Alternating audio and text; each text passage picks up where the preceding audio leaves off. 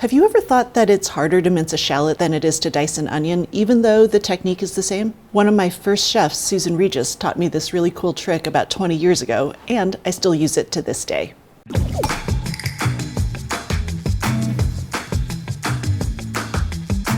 So traditionally, when you're taught to mince a shallot, you place the horizontal cuts first, and then you come across with the vertical ones.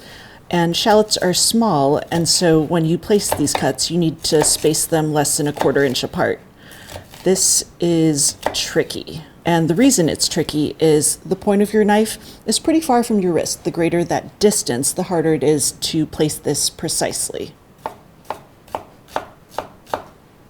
So if you have a knife without a bolster, that's a knife where there isn't anything here where the knife transitions from handle to blade, you can actually use the heel of your knife to do those vertical cuts rather than the tip. You would make the horizontal cuts like you always do.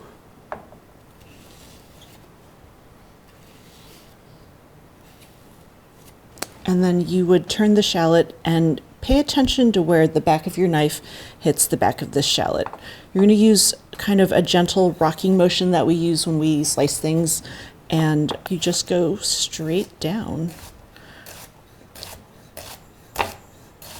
The reason it's easier to place the knife precisely is the distance between the back of the knife and your wrist, it's pretty small. That gives you a lot more control so that you can space those cuts really close together before you come back across to release.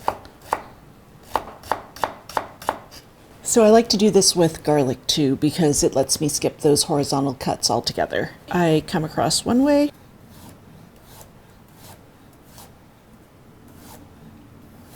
and then flip that clove over 90 degrees, come back again.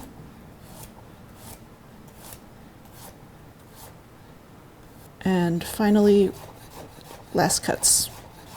I really enjoy the precision of this method. There's something really satisfying about seeing those uniform pieces fall from the knife. Now, like all knife skills, it takes a little bit of practice, but once you've got it down, mincing a shallot for a vinaigrette or pan sauce will give you a small moment of zen. I really hope you give this technique a try, and be sure to practice on a couple of shallots before you hit the comments. For more great techniques like this, check out cooksillustrated.com.